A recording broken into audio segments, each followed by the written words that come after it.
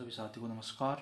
तो आज हम पढ़ेंगे श्रेणी क्रम के कुछ नियम होते हैं, वो पढ़ेंगे प्राकृत संख्याओं के लिए। तो इनके कुछ फॉर्मूले हैं जो हमको लर्न करने पड़ेंगे, तो वो तो याद करने ही पड़ेंगे। तो इसके लिए हम देखते हैं कि प्रथम क्या है।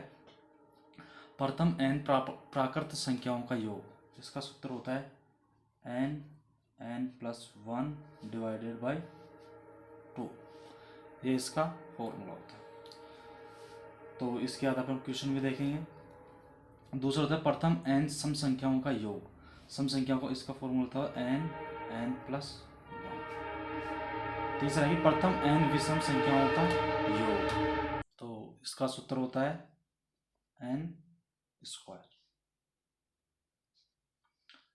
फिर अगला है कि प्रथम n प्राकृत संख्याओं के वर्गों का योग, इसका फॉर्मूला होता है n+1 2n+1 डिवाइडेड बाय 6। ये इसका फॉर्मूला होता है। फिर आता है प्रथम n प्राकृत संख्याओं के घनों का योग, तो इसका फॉर्मूला होता है n+1 डिवाइडेड बाय 2 और इसका होल स्क्वायर। यानी प्रथम n प्राकृत संख्या के वर्गों का योग का होल स्क्वायर घनों का योग होता है। तो ये हमारे कुछ फॉर्मूले हैं जो हमको लर्न करने पड़ेंगे। इनके क्वेश्चन आते हैं।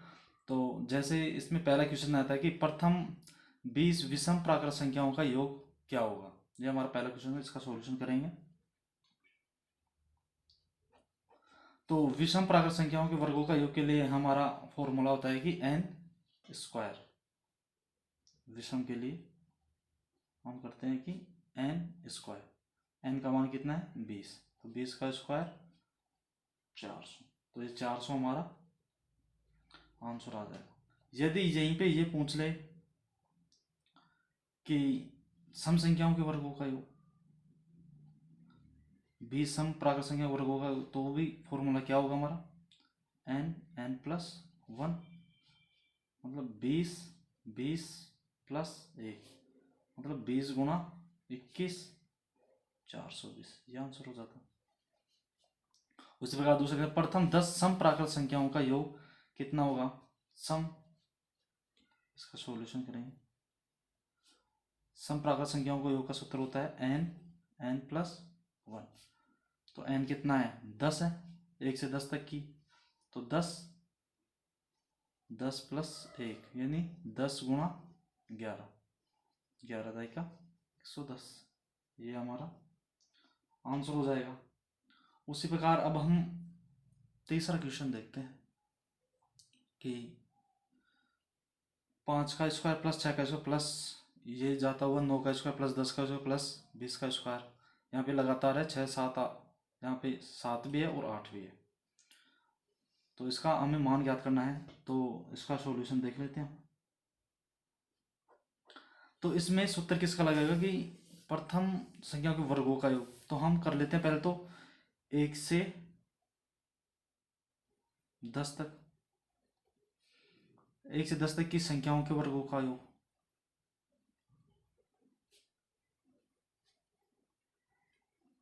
वर्गों का योग, और उसमें से हम 1 से 4 तक की संख्याओं के वर्गों का योग। यदि 1 से 10 तक की में से हम 1 से 4 तक की संख्याओं के वर्गों का योग उठा दें, तो हमारे पास 5 से 10 तक की वर्गों की संख्याओं का योग आ जाएगा। और प्लस में हम कर लेंगे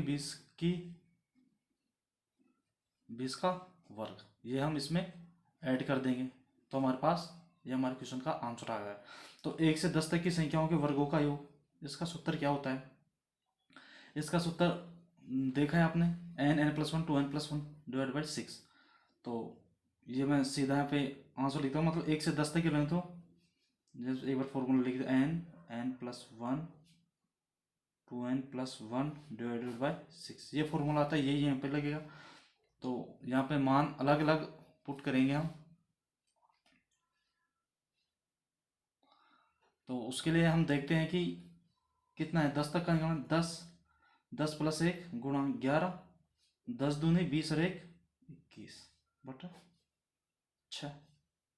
यहाँ पे भी ये फॉर्मूला, ये 1 से 4 तक की संख्या को यही n का मान कितना है 4 गुणा 4 + 1 5, 4 दूनी 8 रही 9 डिवाइडेड बाय 6 और प्लस 20 का स्क्वायर। ये हमारा आंसर हो जाएगा।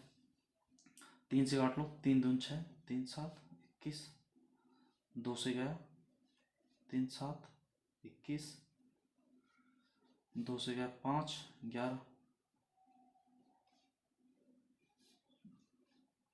11 7 77 गुणा 5 माइनस 2 से काट लो 2 3 3 तिया 9, 5 दिन 10 तिया 30 प्लस 20 का स्क्वायर 400। तो उसके बाद देखेंगे हम 7 पंजू 35, 3 38 माइनस 30 प्लस 400। इसमें से 30 कम हो जाएंगे 5 5 और ये कितना होगा 300 और 400 700। तो हमारे पास फाइनली आंसर कितना आएगा 755। तो इस प्रकार के क्वेश्चनों में हम यही देखते हैं कि क्या निकलवा रहा है, क्या ज्ञात करवा रहा है, तो उसके हिसाब से हम फॉर्मूला लगाते हुए चलेंगे। तो हमसे बोला था कि 5 से 20 10 तक और 10 के बाद उसमें 20 अलग से ऐड करवाया था। तो हमने पहले 1 से 10 तक का निकाला, 1 से 10 में से हम 1 से 4 का हटा दिए तो सीधा 5 से 10 तक का हो गया और 20 का हमने जोड़ दिया। तो इस प्रकार हमारा आंसर हो गया। अब हमारा अगला क्वेश्चन है 5 का क्यूब प्लस 6 का क्यूब प्लस 7 का क्यूब 8 का क्यूब 9 का क्यूब 10 का क्यूब का मान बताइए। तो इसका सॉल्यूशन देखेंगे। तो n प्राकृत संख्याओं के हमने देखा था, प्रथम n प्राकृत संख्याओं के घनों का योग n+1 डिवाइड बाई 2 का होल स्क्वायर घनों का योग होता है। तो अभी घन है 5 का क्यूब 6 का क्यूब यहाँ से 10 तक का। तो सबसे पहले हम क्या करेंगे 1 से 10 तक की संख्याओं के घनों का योग, इसमें से क्या घटा देंगे हम, इसमें से 1 से 4 तक की संख्याओं के घनों का योग, ये घटा देंगे तो हमारे पास आंसर। घनों का योग का सूत्र क्या होता है n+1 डिवाइडेड बाई 2 का होल स्क्वायर। यहाँ पे भी ये लगेगा। तो इसको हम देखते हैं 1 से 10 तक की। तो यहाँ पे मान रखेंगे n का मान कितना 10, यहाँ पे 10 और 1 11 डिवाइड बाई 2 इसका होल स्क्वायर माइनस यहाँ पे भी फॉर्मूला n कितना, यहाँ से 4 तक की संख्या हो तो n का मान कितना है 4, 4 + 1 कितना 5 डिवाइड बाई 2 इसका होल स्क्वायर। तो यहाँ पे क्या देखेंगे हम 2 से काट दिए कितना 5, 11 पंजो 55 का स्क्वायर माइनस 10 का स्क्वायर 5 दूनी 10 का स्क्वायर। तो कल हमने 55 का स्क्वायर ज्ञात करना सीखा था, हमने हमारी पिछली कक्षाओं में सीख लिया है। तो 55 के लिए क्या है हम 25 25 से कितना ज़्यादा 5 ज़्यादा, तो 25 और 5 30 और 5 का स्क्वायर 25, उसमें से कितना घटा दें 10 का स्क्वायर कितना 100। तो ये कितना बच गया 2925। ये हमारा फाइनल टाइप होगा।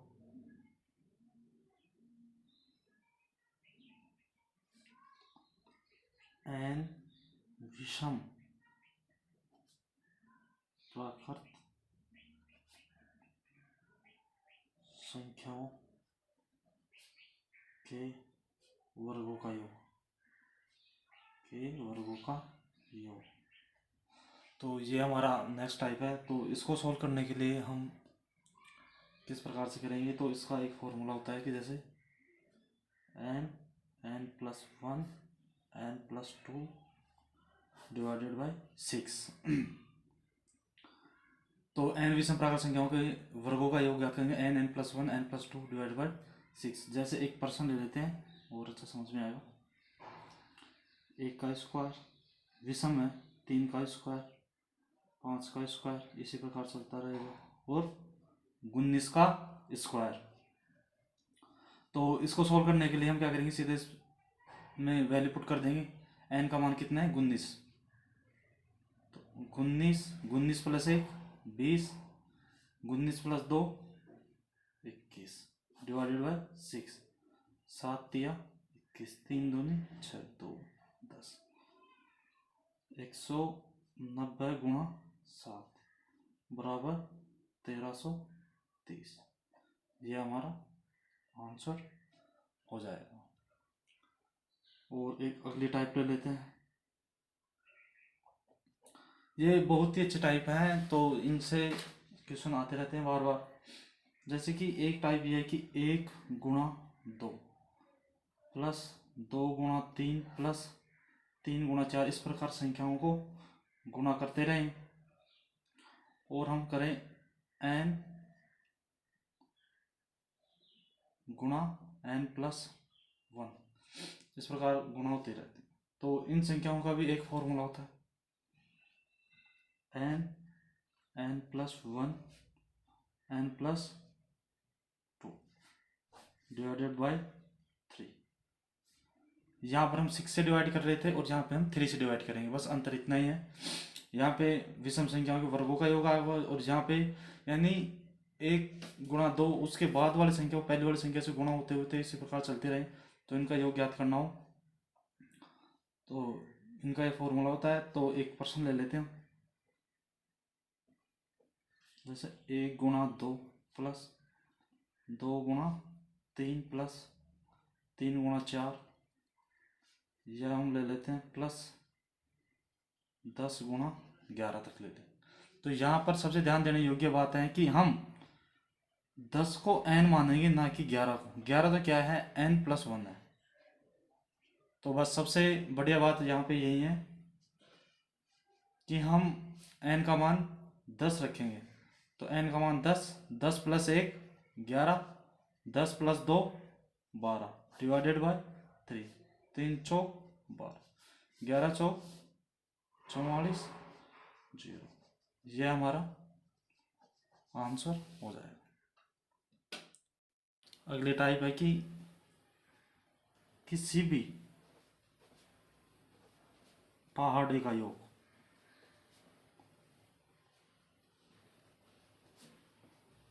उस संख्या के 55 गुना होता है। कैसे हम प्रश्न से समझते हैं कि जैसे हमने एक क्वेश्चन लिया कि 25 के पहाड़े का योग कितना होगा, तो इसका सॉल्यूशन देखते हैं।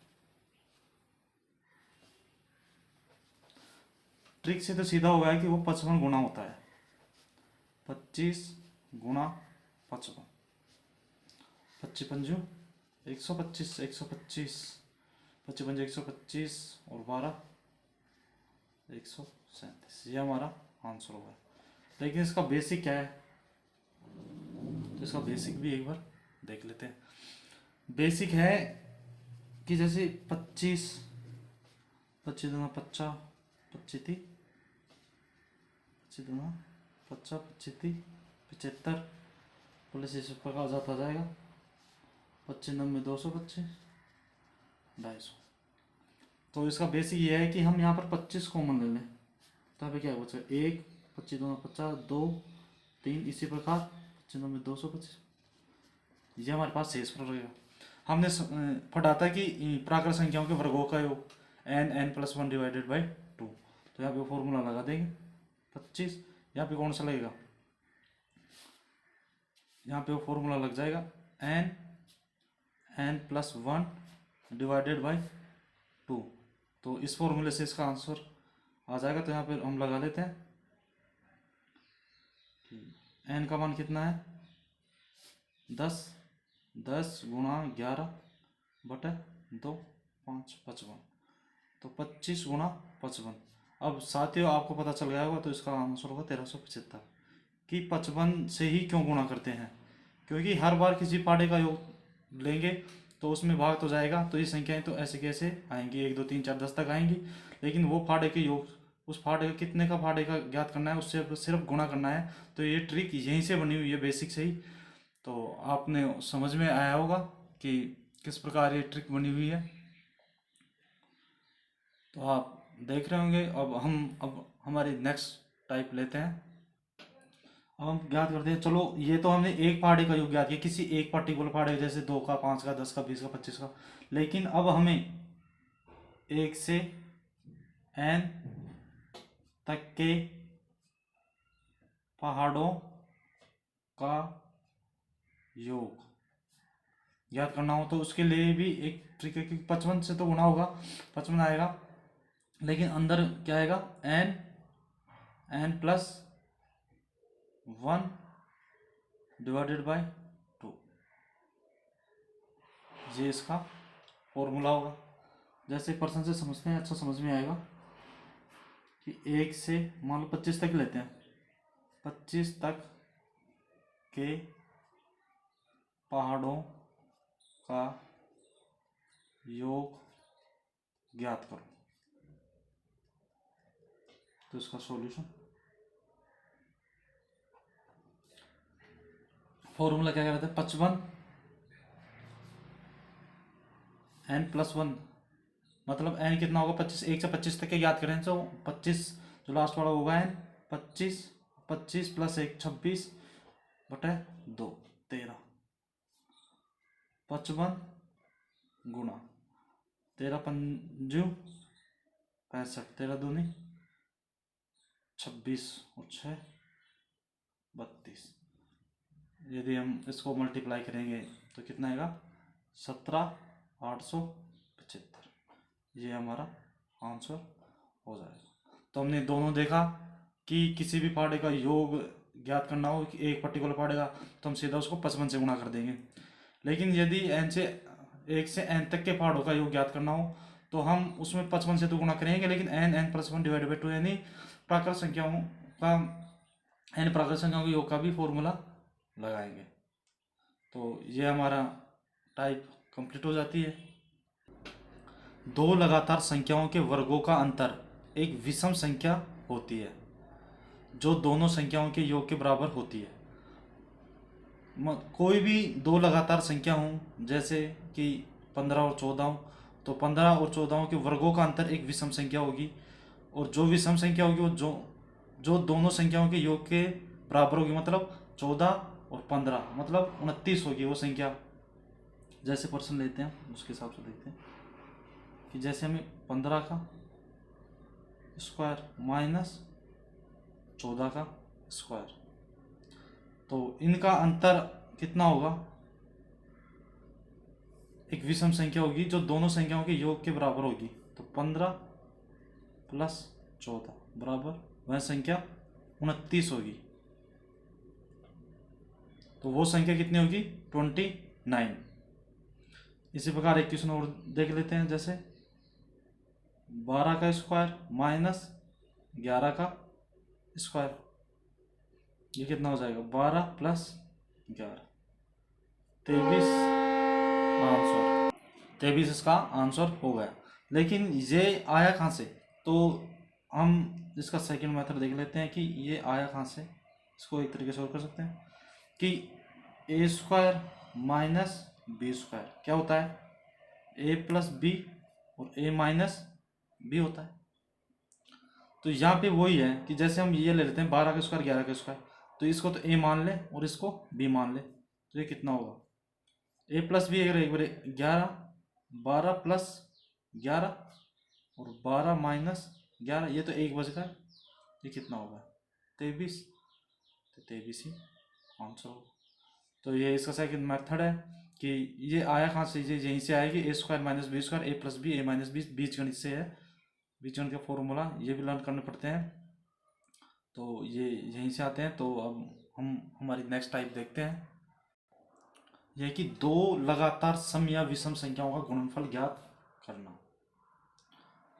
तो कोई भी दो लगातार संख्याएं ले लेते हैं, जैसे 15 गुणा 17, लगातार विषम हो या सम हो, ये ध्यान रखना है। या तो संख्याएं सम होनी चाहिए या फिर विषम होनी चाहिए। तो इसका योग ज्ञात करने के लिए गुणनफल ज्ञात करने के लिए हम क्या करेंगे, जो इनके बीच वाली संख्या होगी उसका स्क्वायर कर देंगे और -1 कर देंगे। 16 16 256 -1 255 हमारा आंसर हो जाएगा। उसी प्रकार जैसे सम संख्याओं को देख लेते हैं, 20 गुणा 22, क्या करेंगे, इनके बीच वाली संख्या कौन सी होगी, बीच वाली संख्या है 21, तो 21 का स्क्वायर -1, 21 441 -1 440, यह हमारा आंसर हो जाएगा। एक छोटी सी संख्या देख लेते हैं, चलो 3 गुणा 5, 3 का स्क्वायर तो 3 गुणा 5, तो 3 और 5 के बीच कौन सी संख्या है, 4, तो 4 का स्क्वायर -1, 4 चौक 16 -1 15, 5 थी 15, तो ये हमारा आंसर हो जाएगा। अब हम हमारे नेक्स्ट टाइप देखते हैं कि दो संख्याओं का गुणनफल ज्ञात करना। कि कोई भी दो संख्याओं किसी भी प्रकार की हो, कैसी भी हो, आगे पीछे, जैसे 13 गुणा 21, इसका ज्ञात करना है हमें गुणनफल। इसका आंसर क्या था, तो 13 गुणा 21, तो जो अंत की संख्या है उनको जोड़ कर लिख देंगे, 3 एकम 3। अब इसको क्रॉस मल्टीप्लाई कर देंगे, इसको इसके और इससे दोनों को जोड़ देंगे, 3 दूनी 6, 1 एकम 1, 6 1 7। अब इसको गुणा कर देंगे बाहर, 2 एकम 2, तो ये हमारा आंसर। तो और भी संख्याएं, जैसे अब हम बड़ी संख्या लेते हैं, 15 गुणा 17, 7 पंजू 35, हासिल 3, और 7 एकम 7, 5 एकम 5, 7 और 5 12 और 3 15, 15 का 5, हासिल 1 बच गया। 1 एकम 1 और 1 2, 255। इसी प्रकार एक बड़ी संख्या ले लेते हैं हम, 75 गुणा 82, इसको नीचे ले लो, ज़्यादा अच्छा रहता है बेटा। 5 दूनी 10, हासिल 1, 8 पंजू 40, 7 दूनी 14, 40 और 14 54 और 1 55, हासिल 5, 7 8 56, 56 और 5 61, तो यह हमारा फाइनल आंसर। तो इसी प्रकार और भी संख्याओं के, यानी दो संख्याओं का ज्ञात करने के लिए ये फॉर्मूला है, दो से ज़्यादाओं का नहीं है, सिर्फ दो संख्याओं, मतलब दो संख्याएं कौन सी भी हो, 75 25 22 23 जो भी हो, दो संख्याएं, उनका गुणनफल ज्ञात करने का तरीका है ये। तो धन्यवाद देखने के लिए।